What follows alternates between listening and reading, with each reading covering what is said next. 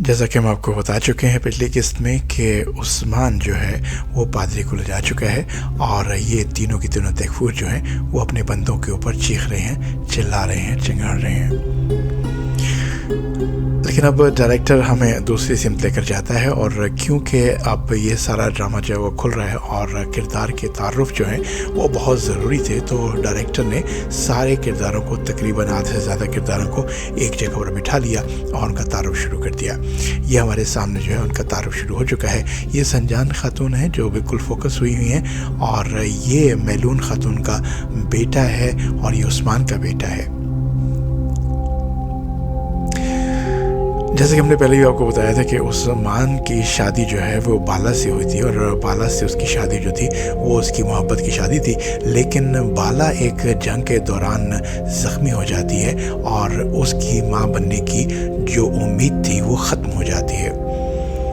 और कबाइल सरदार के अंदर जो है ये तर्क सरदार के अंदर ये चीज़ मशहूर है कि उनको जानशीन चाहिए होता है और उस्मान को किसी न किसी तरीके से जानशीन मुकर्रर करना था। तो उस जानशीन को मुकर्रर करने के लिए तमाम लोगों ने उस्मान पर जोर लगाया और कहा कि तुम अपना जानशीन जो है वो चुनो और तुम शादी और कर लो ताकि उससे तुम्हारा जानशीन बन जाए। और इस तरह से उस्मान मैलून खातून से शादी कर लेता है और मैलून खातून से वक्त गुजरने के बाद जो है वो बेटा होता है और यही वो बेटा है जो बाद में जाकर उस्मान का बड़ा बेटा ओरहान बनता है। अब यहाँ पर ये दिखाया जा रहा है कि बाला खातून जो वो खामोश हैं और ये गुब्जे है, गुब्जे जो कि मैलून खातून की बहुत ख़ास नौकरानी है। ये ओरहान है उसका बेटा और ये है मैलून खातून जो कि उस्मान की दूसरी बीवी है। उस्मान की दूसरी बीवी का ताल्लुक़ उमर कबीले से है और उस्मान की बहादुरी से और कबीले की बड़ी खातून बनने के लिए उसने ये शादी की और ये भी एक उसके जहन में चीज़ थी कि इस तरह से हमारे कबाइल जो हैं वो मुत्तहिद हो जाएंगे, इसलिए वो उस्मान से शादी कर लेती है। और यहाँ पर संजान खातून जो है मुख्तलिफ मेवाजात के ऊपर, नमक के ऊपर और गरी के ऊपर ये रख कर दुआएँ कर रही हैं और बच्चे की, ओरहान की, उस्मान के बेटे की लंबी ज़िंदगी के लिए दुआ कर रही हैं। ये बाला खातून की ख़ास दोस्त है गोंचे और ये हैं बाला खातून। गुब्जे मैलून खातून की जो ख़ास नौकरानी है वो बाला को कुछ पीने के लिए देती है और गोंचे उसको मना कर देती है और कि गोंचा को ये पता था कि ये सब लोग ठीक नहीं है और बाला खातून भी कुदरती तौर पर जो है वो उम्मीद से हो जाती हैं। बच्चे के पैदा होने के बाद, उस्मान के बेटे के पैदा होने के बाद बाला खातून भी उम्मीद से हो जाती हैं और गोंचे नहीं चाहती थी कि किसी को ये खबर हो सके। ये गोंचे है जो आपको सामने नज़र आ रही है, बहुत ही ज़्यादा वफादार इसकी सहेली भी है और इसकी मुलाजिम भी है। अब वो उसको मना करती कि तुमने गोंचे, तुमने क्यों वो शरबत पीने नहीं दिया, क्योंकि गोबचे जो है वो मैलून खातून की ख़ास खातून है और कुछ भी वो देकर जो है वो बच्चे को ज़ाया भी कर सकती थी। और ये जहन में बात रखते हुए गोंचा खातून ने बाला खातून को वो शरबत पीने से रोक दिया।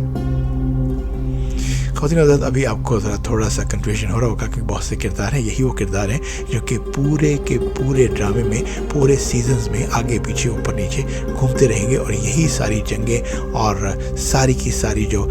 कार्रवाई है इन्हीं के गिर्द घूमेगी।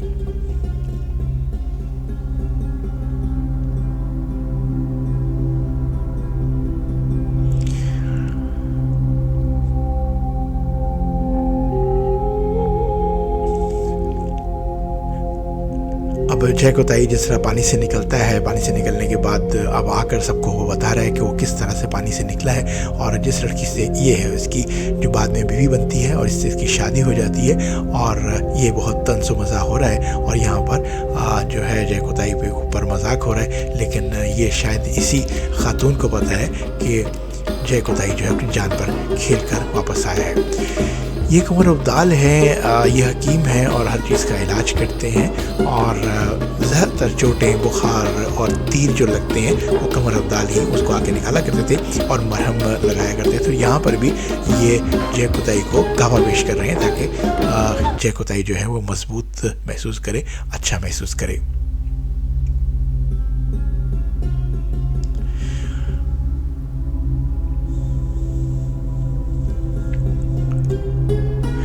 खातून हज़रत जो बाला खातून है, उनके वालिद साहब जो हैं वो एक बहुत बड़े बुज़ुर्ग हैं और ये कमर अब्दाल जो है ये उनकी खिदमत में होता है, उनके पास रहता है। ये लोहार है जो सामने नज़र आ रहा है, और लोहार जो है ये सारी तलवारें बनाता है और बहुत जाफिशानी से ये लड़ता है और बहुत खूबसूरत मशाक किस्म का ये जंगजू है। अब ख़वातीन हज़रात, गोपचे एक डर डाल देती है मेलून खातून के जहन के अंदर, और वो कहती है कि मैंने होंचा खातून को, ये गोपचे खातून है जो कि मेलून खातून की नौकरानी है, मुलाजिमा है। ये मेलून खातून यानी ये जो सामने नज़र आ रही है ये उस्मान की दूसरी बीवी है। इनके जहन में ख़तरा डाल देती है कि मैंने बाला को और गुंचा को कुछ बातें करते हुए सुना है, और वो लोग ये बातें कर रहे थे कि बाला खातून उम्मीद से हैं।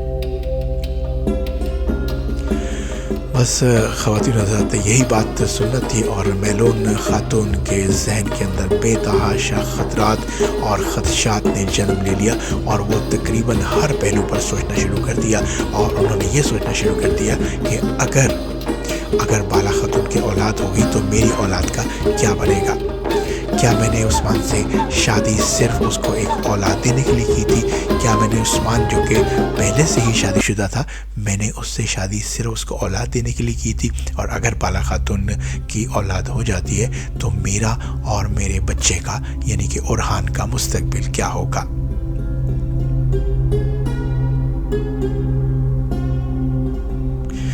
इसी सोच को वो लिए बहुत सोचते हुए बहुत दूर निकल जाती है। कभी क्या सोचती है, कभी कुछ सोचती है, कभी सोचती है कि इस बच्चे को, होने वाले बच्चे को ख़त्म करवा दूं, कभी सोचती है कि मुझे यहाँ से निकाल दिया जाएगा और मेरी हैसियत कुछ भी नहीं रहेगी। फिर वो ये सोचती है कि मैं उमर कबीले की एक अच्छे सरदार की बेटी हूँ, मैंने ये फ़ैसला क्यों किया, अपने बेटे को मैंने इन मुश्किलात में क्यों डाल दिया, मेरे बच्चे का मुस्तकबिल क्या होगा अगर बाला खातून के औलाद हो जाती है। क्योंकि जब बाला खातून की मुकम्मल तौर के ऊपर जो है ये बात बता दी गई थी कि उनकी गोद वीरान है और अब उनकी औलाद नहीं होगी, तो उसके बाद उस्मान ने बहुत सोचो विचार करने के बाद बहुत तंग आकर, क्योंकि उस्मान की मोहब्बत बाला खातून थी और उसकी मोहब्बत की वजह से वो बाला खातून को नज़रअंदाज नहीं कर सकता था, और वो ये भी जानता था कि अगर मैं दूसरी शादी कर लेता हूँ मेलून खातून से तो मैं बाला खातून को उतना वक्त नहीं दे सकूँगा जितना कि बाला खातून मुझसे तवक्को करती है। अब मेलून खातून के बारे में एक बार और भी बताते चलें कि ये एक सरदार कबीले से हैं और बहुत मजबूत खातून है और बहुत अच्छी जंगजू हैं और जंग के मैदान के अंदर बहुत ज़ोरदार किस्म से तलवार ज़नी करती हैं। अब ये खातून ख़वातीन हज़रात, जो ये सीन दिखाया जा रहा है, ये 3 शैतान हैं जो कि मिल रहे हैं गले एक दूसरे से। एक कोशिश है, ये कोशिश है, अभी तक कोशिश सामने नज़र आ रहा है, और ये जो है जिसकी ब्राउन सी दाढ़ी है ये लुकातोस है,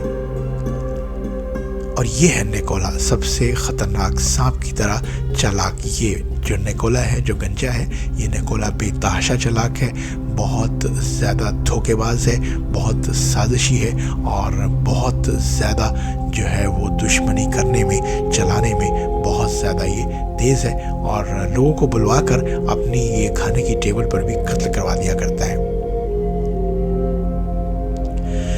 अब यहाँ पर ये वही मसला जो है उसको ज़ेर बहस लाए हुए हैं कि पादरी किस तरह से निकल गया, और ये एक दूसरे के ऊपर जो है वो छुप कर तंज कर रहे हैं कि तुमने उसको छुपा लिया, तुम्हारे लोग उसको ले गए, लेकिन असल हकीकत से अभी तक जो है इनके ऊपर आश्कार नहीं है और इनको इस बात का इंतहा भी नहीं है कि पादरी कहाँ चला गया। और ये तीनों एक दूसरे को नहीं बताना चाहते कि पादरी जो है उसकी अहमियत इस कदर ज़्यादा क्यों है।